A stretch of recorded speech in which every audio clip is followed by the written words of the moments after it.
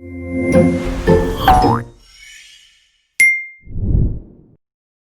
and welcome to the Stuff You Don't Know About Cybersecurity, but probably should webinar. With a little luck, a little bit more fortune, you probably will by the end of this hour. My name is Dan Pope and I am the Head of Marketing at Excell. I know what you're thinking. You're thinking, Dan, what do you know about cybersecurity? Well, nothing, obviously, but let me introduce you to that someone that does know something, Simon Picken. Yeah, so I'm Simon Picken. I'm the Head of Business Services, and in our team, we design and deploy the technical infrastructure in the business centres, such as the ones that you work in. Brilliant. Thanks, Simon, for being here. Obviously, great to have you on board. Okay, so right, why are we here today? Look, you don't need me to tell you how much the working landscape has changed recently. Obviously, our people are much more mobile and much more distributed than ever before. And these wholesale changes to how we work require new ideas and fresh thoughts in order to protect our businesses from security breaches. So today, we're really going to home in on a couple of key areas that we've researched and we think are really important for all of your businesses. So we're going to be looking at sort of sniffing out phishing attacks, the cheese effect, which I won't spoil what that is, and also sort of password management. So everyone knows what a good password is, but how do you then manage that as well? And there'll be some other surprises and other things that you need to look out for. If you do have any questions as we go along, please just make this interactive as possible and speak out. First things first, show of hands. Has anyone been a victim of cyber crime before? Oh, let's have a look. Oh, wow, lots of people. We've not got time for this. So what about you? Does anyone want to share their experience? Well, I'll share one that I had. So as Dan has said, I'm supposed to be very aware of these things, and this is my area of expertise, but even I was caught out a few months ago. I've been working with a new company doing a construction project, and the day after a meeting, an email happened to land in my inbox, which looked like it was from that company. It even had a link to their website, which looked plausible. And I went and checked it out, and it said that it was from somebody that I didn't know their name specifically, but it was a big team in that company. And it said that they were sharing some documents with me and click on the link to get to their OneDrive. And I actually did click on that link, so it caught me out. Everything aligned, and it was just perfect to catch me off guard, really. I clicked on the link, and then I could see it took me to what looked like a sign-in page for the Microsoft platform. But I then did spot that the address in my internet browser wasn't quite right, and realised that I'd been caught out. So it can happen to anybody, I would say. Yeah, Simon, you're one of the cleverest blokes I know. So if it can happen to you, you know, we're all at risk, essentially. Right, there are 3 things you need to remember about cybersecurity. Just 3, apparently. This should be pretty easy. Number 1, every company is at risk of a cyber attack. Right? This is a brilliant stat. Oh, not brilliant, depends on your outlook. 96% of UK businesses suffered a damaging cyber attack in the last year alone, which is quite a lot. You know, that sort of correlates with all of your hands that went up there. But before we switch to pen and paper, it's important to note that the vulnerabilities mostly come in the form of people and devices. So distribution of people is increasing and number of devices is increasing, and managing it all is like herding cats. That's why there's a cat picture. Yeah. Yeah, so and I'll just give you a few examples, because we hear about these things in the news, and it's always the high profile companies and attacks that we tend to hear about. But so you might be thinking, well, you know, that's a worry for the Amazons and Googles of the world, but we don't need to worry about that in our smaller company. But as well as the financial and image loss that the bigger companies suffer, something that's been on the rise is ransomware. And typically they will target smaller companies with malicious code that denies you access to some of your resources. So it might lock you out of one of your accounts, it might lock you out of your own website, and without whatever it is, your company, it'll be something that your company won't function well without it. And many companies are then paying the ransom. So it will come with something that asks you as a company to pay an amount of money into a bank account. And many companies are paying it because they can't afford to take the time it will take to recover whatever it is. And they just need to get it back quickly. And typically, the amount of money that they're asking for will be a relatively affordable or small amount of money. But obviously, doing this en masse across many businesses, they're making a fortune doing this. So that's one thing that can really hurt you. And then also, we tend to forget about the time and the distraction, the resource that it takes if we are attacked. Just dealing with that attack, trying to understand what's gone wrong, and put things right afterwards. It can take an IT team or your IT employee away from the business for a good week or so at least. Fair enough. Sounds like there's a lot of different types of attacks inside, really. Absolutely, that's right. Okay, so point number 2, cybercrime has increased with the rise of remote working.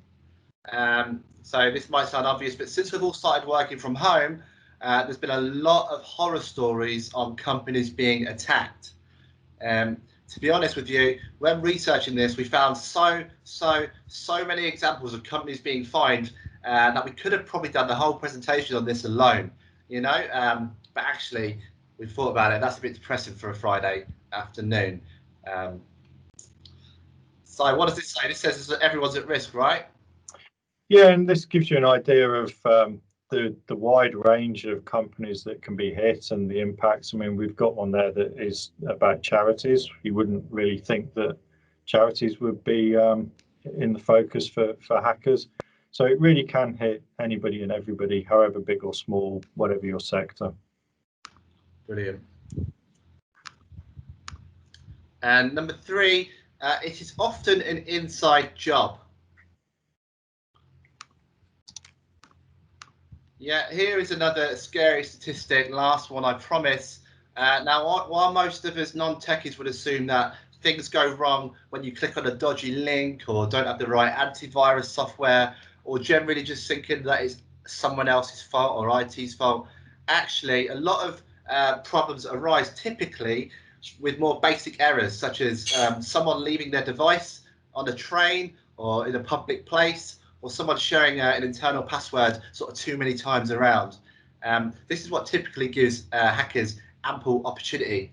But the most important lesson here, if you run a business to know, is that you need to let your people know that they have a key part to play in keeping company data safe. There is simply only so much that software can do.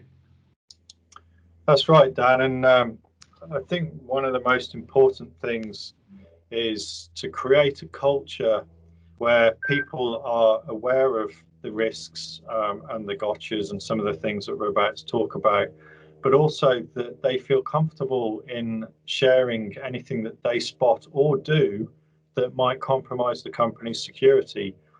So I mentioned my example earlier. My first feeling when I saw that I'd clicked on that link and it wasn't legitimate was, oh no, I hope nobody realizes what I've done. Like, I hope nobody notices. And I had to kind of give myself a telling off and go to the IT team and tell them what had happened. Fortunately, they were understanding and they said, you know, this thing, yeah, anybody can be caught out. This can happen to anybody. So it's really important that you have that culture where people feel that they don't need to be scared of having clicked on something or done something that then is compromised your security, because you need to find out about it so that you can do something to mitigate it. Yeah, I can empathise with that, Simon. I know that from previous companies that I've worked in, certainly like Excell, that, you know, I've been scared to sort of report something and things like that, because you feel like you're going to be, you know, you're going to be fired if something goes wrong. So you just bury it, don't you? You delete it, bury it, and, you know, go for lunch. But we're saying that's probably not what you should do. Absolutely not, no. unless you've got like a great lunchbox, then just delete it and go for lunch. Okay, so let's look at phishing a little bit. So we're going to talk about what phishing is and where it originates from. Now, obviously, phishing originates from the word fishing with an F. Hackers dangle the bait and hope someone nibbles. Essentially, what a phishing email is any type of attempt to trick you into doing something through email. Now, you might think this is a bit obvious and a bit easy to avoid, but it just takes one person to receive a perfectly timed phishing email to sort of screw everything up. Just for example, imagine you've just placed an order on Amazon, buy some cat food, and straight away you receive a phishing email saying that your card details need to be updated. Timing is everything here, and essentially that's how people get caught out.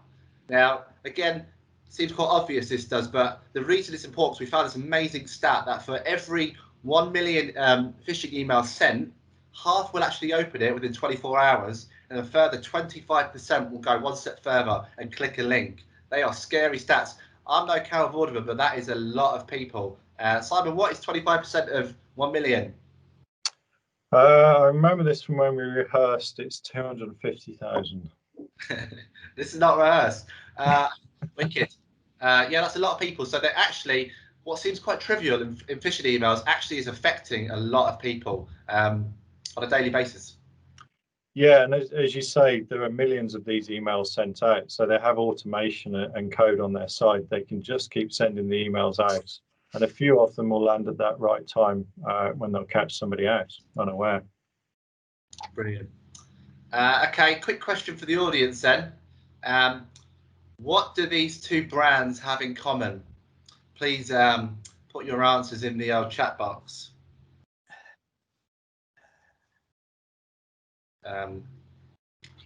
Well, I reckon, Dan, that they look like they could be the two companies that are most targeted by hackers. So yeah, these two brands are the most spoofed when it comes to phishing attacks in 2020. What we're seeing here now is a list of recent data taken after lockdown. These are currently the most spoofed brands using phishing attacks in the second quarter of 2020. Essentially, the last quarter alone saw more phishing than usual. As many of us begin to work from home, the inbox is the prime attack method for hackers. And with hackers getting better, what's quite interesting is at the start of lockdown, Amazon were at the bottom of this list. This is obviously this has changed because obviously with everyone online shopping now, hackers are evolving with the trends and now using Amazon as a key way to infiltrate. So in front of you now, you can see an example of a phishing email. So we'll just use this to highlight how good they are. And the first thing is that they'll tend to target, as Dan says, somebody that is familiar to you and whom you are receiving emails from regularly, such as Amazon, a likely candidate for somebody who'd be emailing you. The other thing then is that they'll tend to include a button or something which is encouraging you to click on it, and that's the thing that they hide the code behind. That's how they get you to go to a web page normally, or for some code to run that is the malicious code that you that causes the damage for you. And finally, there'll be texts that often feels a little bit clunky and not quite right, but is encouraging you to act. So it's normally worded quite aggressively, as you can see here, and it's saying that you don't, if you do not update your account within 24 hours, then it will be permanently disabled. So that's the kind of thing that would make somebody want to push on that button there. So things to look out for here. We can see that although the name of the personal company that sent the email looks to be amazon.co.uk, behind that we can see that this email address is definitely nothing to do with Amazon. That's something very strange indeed.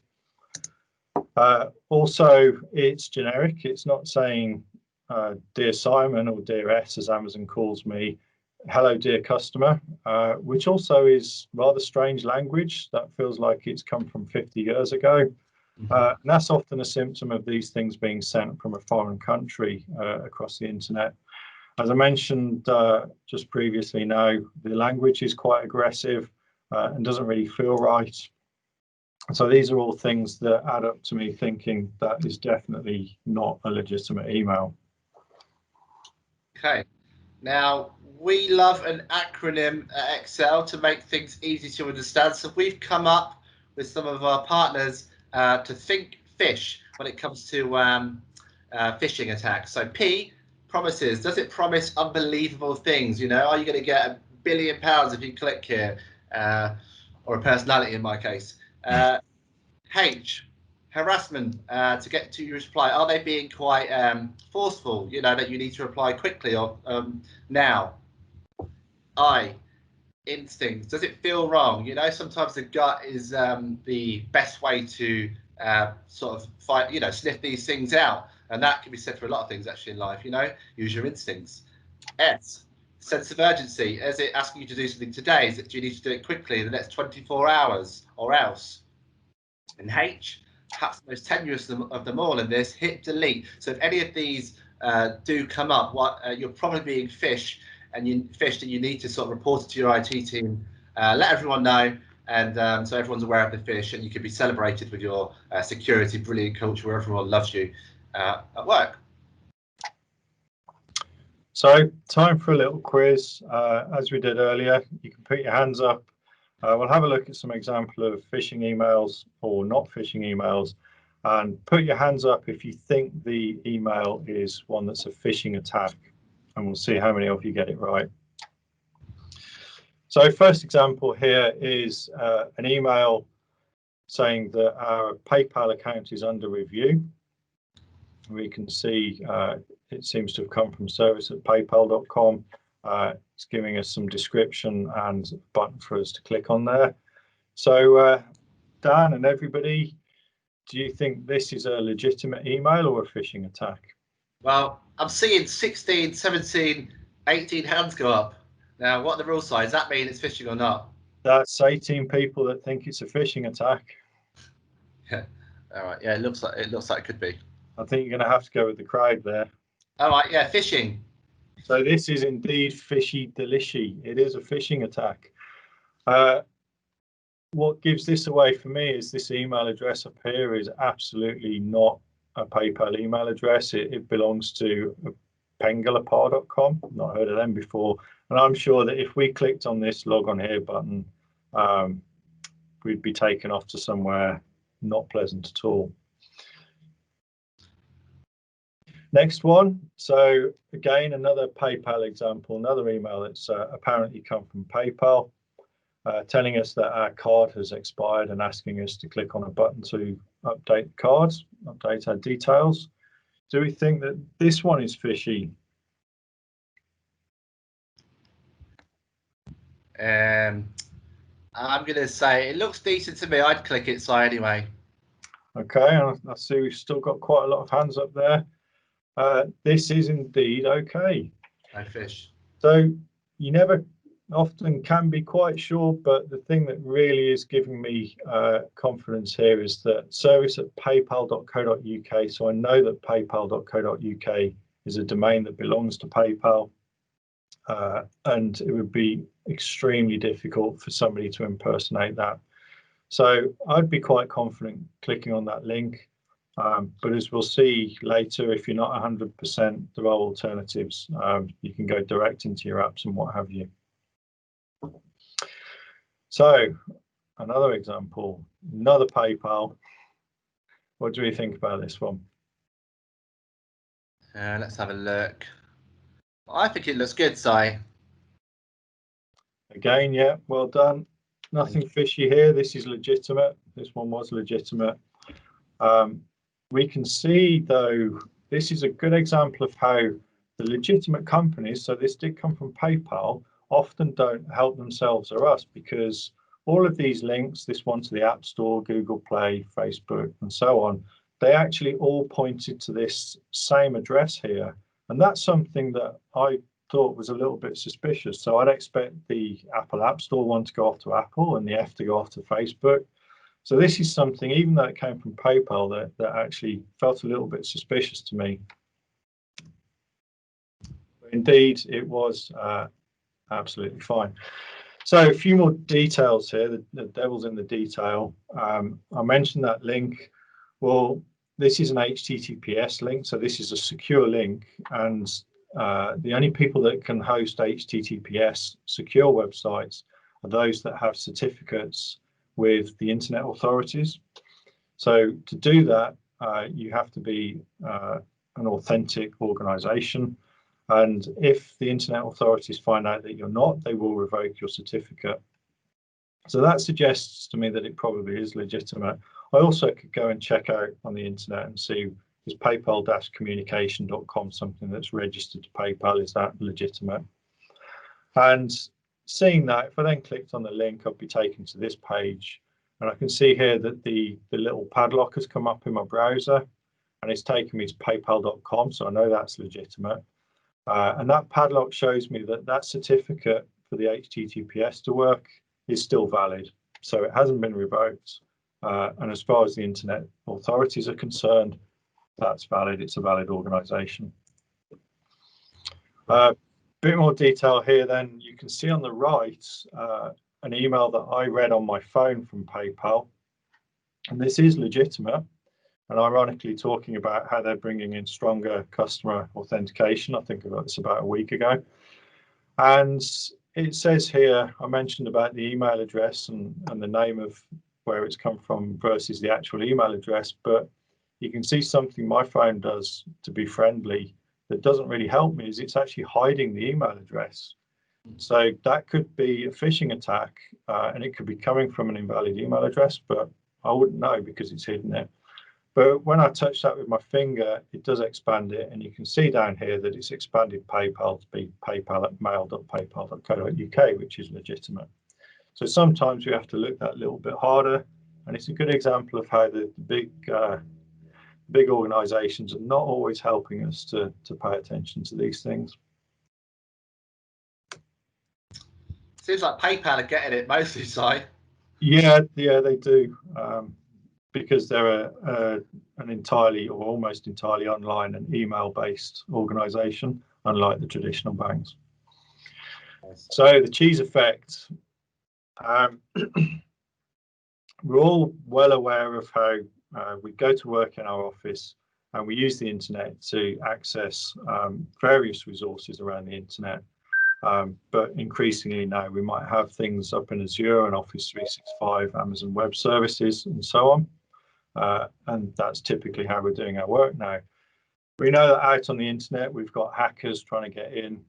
We've got people doing social engineering, so trying to engage us in conversations to get information out of us that could compromise our company or our sign-on details, and automated code, malicious code that is just sitting there churning away, often on PCs of innocent people who have previously been compromised, or trying to attack the systems in our office. So we protect the edge of our office with a firewall typically, and I'm sure a lot of you are doing that. However, something that's been happening over recent times is that we've become more mobile. So now potentially we have our employees out and about in coffee shops doing a little bit of work over a coffee whilst they wait for a meeting to start, something like that. This has really accelerated over the last 6 months or so as many more people have started working at home. So now an office where we have 100 employees, potentially now that's 100 people working at home in 100 different locations, which we have no visibility of whatsoever as the IT team maintaining that company's IT systems. And of course, increasingly so, we've got people out and about just here, there and everywhere, accessing things, looking at Facebook and LinkedIn on their phone, using their laptop on the train, whatever it might be. And so now we have all these different endpoints to protect from hacking attempts across the internet. So it's becoming an increasingly difficult task to manage. And to just give a specific example, I mentioned somebody could be out and about looking at Facebook on their phone, and one of your employees could be just browsing Facebook, having a little look at what's going on with their friends around them on their lunch break on their phone. And as we know, there are plenty of hackers and what have you trying to get through Facebook, hack your Facebook account.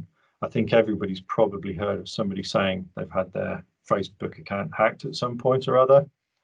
And if they do manage to do that and compromise your Facebook account, that potentially can give them access to other details, especially if you use the same password for all your accounts, that through that person's personal device and account, a hacker could actually gain access to some of your business resources. And this is something that's really concerning. So the cheese effect, there is an increasing number of holes and points, endpoints that hackers or malicious code can exploit to try and gain access to your private IT infrastructure. And that's largely because that infrastructure and the people using it are increasingly distributed out and about at home, in coffee shops, all over the place. So we need to think, when it does happen, obviously, first of all, we want to prevent it happening. So we focus on prevention. But it doesn't stop there, because we need to see that awareness and being aware when something does happen of exactly what's been compromised is key to then how we mitigate that and deal with it and recover from an attack. Yeah, thanks. I now understand why it's called the cheese effect, because of that picture, essentially. It's a good picture. It is a good picture. Yeah, okay, so now we're going to talk quickly around having a proper password. So, come on, we all know what a secure password is these days, but a couple of things, you know, do we always do it? And also, are our colleagues doing it? You know, a weak password is an easy road in for a hacker to get into your online accounts. And usually, some people, not me, sometimes me, will use the same password for everything, essentially. So once they get into one account, they get into them all. So a couple basics here, you know, essentially make sure your passwords are more than 12 characters long. Utilize sort of upper and lowercase characters, use special characters, and ensure they're sort of not personal. So, you know, no pet names or your mother's maiden name. Things they can find out from your social media account is a good one to avoid. Obviously, what we really recommend is using a unique password for every single online account you have, especially at work. Actually, that's where you want to protect all the information. You should do it anyway, but at work it's super important. But I guess the major challenge we have with this, and I guess what most of us has, is, you know, how are we meant to remember all those passwords? You know, should you have a sort of Word file or, you know, a textbook or whatever?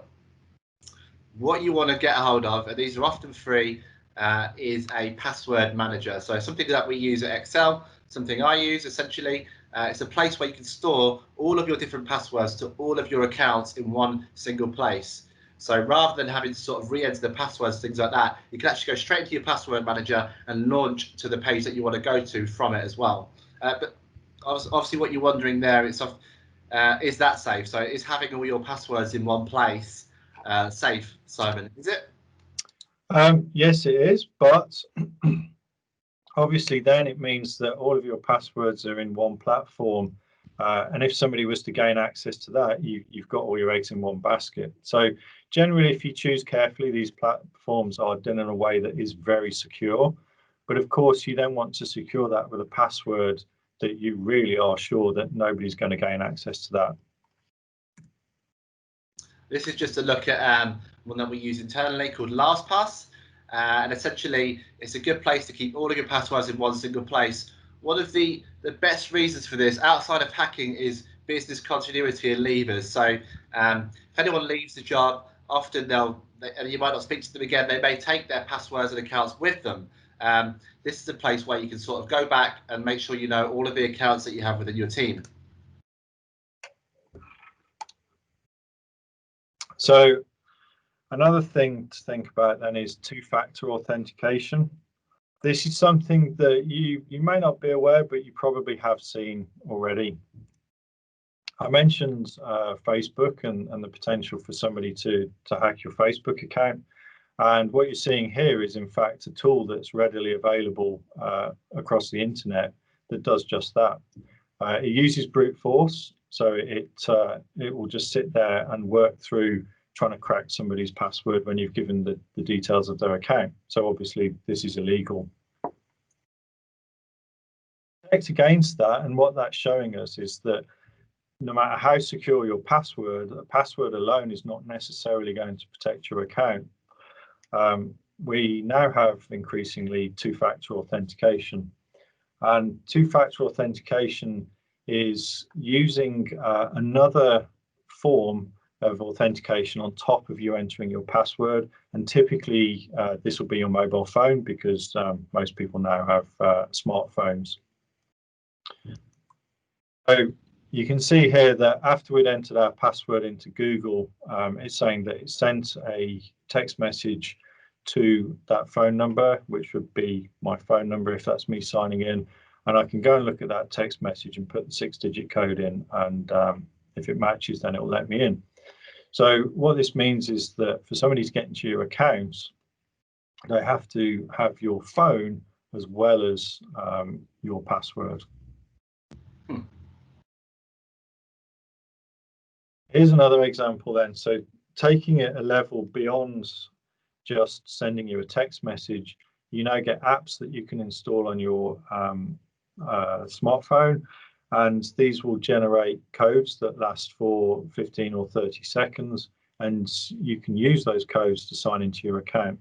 They'll also give you notifications. So for example, now when I sign into Office 365 with Microsoft, the Microsoft Authenticator app will pop up on my phone and ask, is it me? And I'll hit yes, and then it will let me straight into Microsoft Office 365 on my laptop or desktop or wherever it is that I'm trying to sign in from. I know that's true, Simon, because whenever I try to get into my girlfriend's Facebook account, she always knows somehow. So. Exactly, and that's a really good point, actually, Dan. So as well as you needing to have your phone to get in, it also means that if somebody was trying to sign into your account and it wasn't you, you'd realize this because you'd get the notification on your phone. So a final word. The takeaway from this is that you must get protection for your connection. And that is in the form of staying informed, staying abreast of what's going on, what the different types of attack look like, and where vulnerabilities are. So hackers are adapting and evolving as quick as the methods of avoiding them. And so only by being informed and being up to date on what's going on out there can we actually really tackle it. And this is not just staying informed as individuals who are key people within our organizations, but we actually need to build culture in our organizations where people are interested in this, up to date and alert and paying attention to what they're doing and how secure it is. And this is something that we have to constantly promote and stay on top of. So it's also about people and culture. And then finally, obviously, there are many technology solutions that we can implement to protect us from the general technical aspects of being hacked. The key thing from me there, Simon, is obviously just the stats at the start. You know, how many people are being hacked, and I always think it's never going to be me. It's just obviously a brave new world now where everyone's working in different ways, but you never think it's going to be you, really.